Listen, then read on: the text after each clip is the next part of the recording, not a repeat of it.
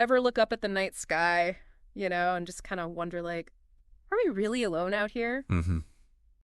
That, in a nutshell, is the Fermi paradox. Yeah, it's a question that's kind of haunted, I think, scientists and philosophers really for decades now. I mean, just the sheer scale of the universe, it kind of suggests there should be other life out there, right? Right.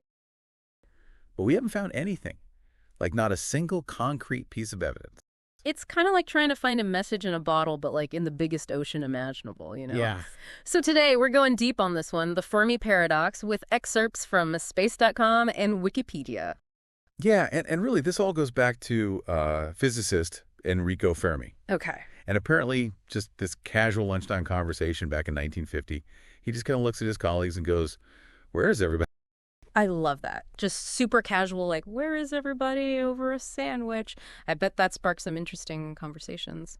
I would imagine so, yeah, especially with those brilliant minds all just kind of, debating back and forth. Right. But it's fascinating because, Fermi's question, it really gets to the heart of this disconnect we see. On one hand, there's this massive potential for life beyond Earth, right? Right. But on the other, we've got this cosmic silence. So then why do scientists even think there's this big potential for life in the first place? Well, you got to consider the scale of the universe. Like our galaxy alone, just our galaxy, it's got billions and billions of stars, right? And we're finding more and more evidence that a lot of those stars, they probably have planets orbiting them. So we're talking, what, billions of solar systems potentially just like ours? Potentially, yeah. And then think about it. If even a tiny, tiny fraction of those planets are in what they call the Goldilocks zone, where the conditions are right for liquid water, for life as we know it to exist. Right. The numbers get even bigger. Okay, so I'm starting to see why people think there could be other life out there. And you can't forget about the time scale, right? Sure. I mean, the universe is almost 14 billion years old, which means there's been a whole lot of time for life to not only appear, but to evolve, to develop, maybe even become way more advanced than us. Okay, but if all that's true, then why haven't we found anything? Anything at all?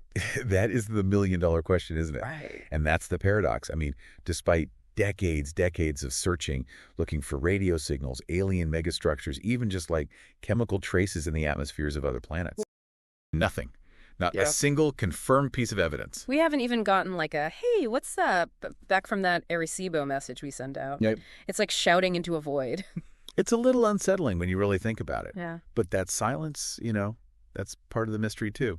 So where do we even begin with this paradox? I've heard about this thing called the Drake equation, but it just seems like a shot in the dark, Yeah, it's definitely an interesting one. Yeah. So it was developed by astronomer Frank Drake in the 60s.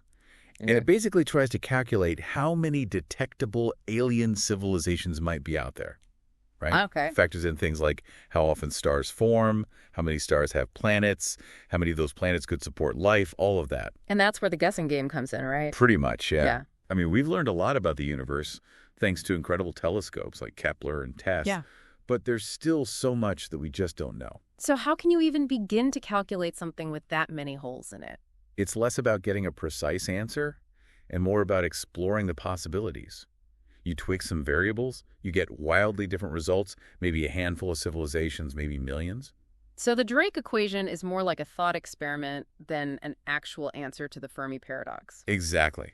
It just shows us how much we still have to learn. The universe is full of surprises, and I think the answers are probably a lot weirder than we can imagine. I like weird, so let's hear it. What other explanations have scientists come up with for this deafening silence from space?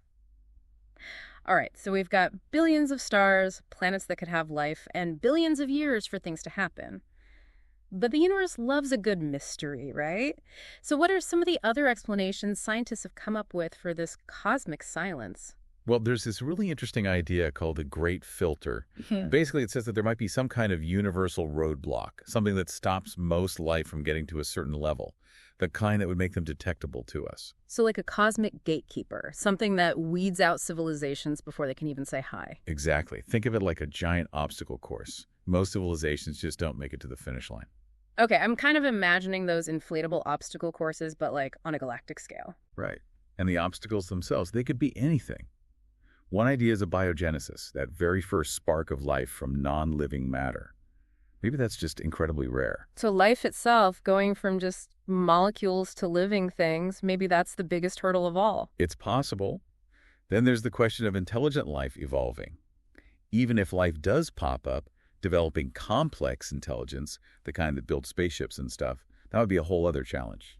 Right, because we like to think intelligence is inevitable, but maybe it's not. And even then, even if a civilization gets super smart, there's no guarantee it'll last long enough to make contact. So maybe there are, or were, other civilizations out there, but they didn't stick around long enough for us to meet them. It's possible. They could be like fireflies, flashing brightly for a bit and then gone. That's both beautiful and kind of sad when you think about it. And a little scary, too. Like, what challenges are out there that we haven't faced yet? Exactly. Which brings up another unsettling possibility. Sure. What if intelligence itself is self-destructive? Like a built-in self-destruct button. Yeah. I mean, look at us. We've had some close calls, haven't we? True. The Cuban Missile Crisis, that was way too close for comfort. Right. And then there's climate change. It kind of shows that just because we're smart doesn't mean we're wise or that we'll make the right choices. So maybe all this silence is a warning sign. Maybe. It definitely makes you think twice about how we're developing our own technology, doesn't it? Definitely. So are there any, well, less depressing possibilities out there? Of course. The Fermi Paradox has actually led to some super fascinating hypotheses. Hit me with your best shot. What else could explain this? One idea is the rarity argument. Maybe Earth, with this perfect mix of things for life, maybe it's just a fluke, a 1 in a trillion kind of deal. So we're like the cosmic lottery winners. Everyone else is still waiting for their numbers to come up? In a way, yeah. It's called the rare Earth hypothesis, and it basically says that what makes Earth special, our place in the solar system, our big moon, all of that, might be way less common than we think. So it's not just finding a needle in a haystack, it's finding the one super special, one-of-a-kind needle. Exactly. Makes you appreciate what we've got, right? Totally. What about other, even weirder explanations? Yeah. If you want to get really weird, there's the zoo hypothesis. Ooh, that sounds fun. Tell me more about this one. Okay, imagine that there are actually advanced aliens out there, but they know about us and are choosing to stay hidden. Like we're in some kind of galactic zoo. I've heard of this one. Yeah, it's a popular one. Maybe they're watching us from afar, waiting for us to reach some kind of cosmic milestone before they say hello. Or maybe, just maybe, they see Earth as this protected area, like a look but don't touch kind of thing. It's like that rule, don't feed the animals, but on a universal scale. Right. And it makes you wonder, what would their criteria even be? What would make us ready to meet them? And it makes you think, if the roles were reversed, would we do the same thing? Would we reach out?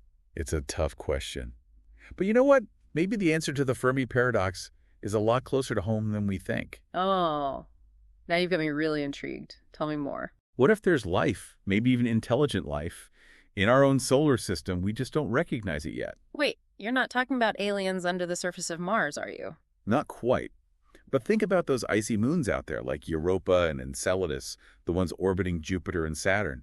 They have these huge oceans of water under their icy shells, potentially heated by geothermal vents and stuff. So you're saying there could be whole alien ecosystems just chilling in those hidden oceans? It's a real possibility. And think about it. If life did evolve in those oceans, it would be so different from what we know, we might not even recognize it as life. So instead of looking for radio signals, we should be looking for, like, weird bioluminescence or strange chemicals in those plumes of water that shoot out? Now you're getting it. We get so focused on finding life as we know it, but the universe is full of surprises, right? The answer might be something we haven't even imagined yet. Wow, this deep dive has been, it's been pretty wild, hasn't it? I mean, we've gone from the mind-blowing size of the universe to, like, hidden oceans on other planets. Yeah. Makes you realize just how much we don't know. It really does.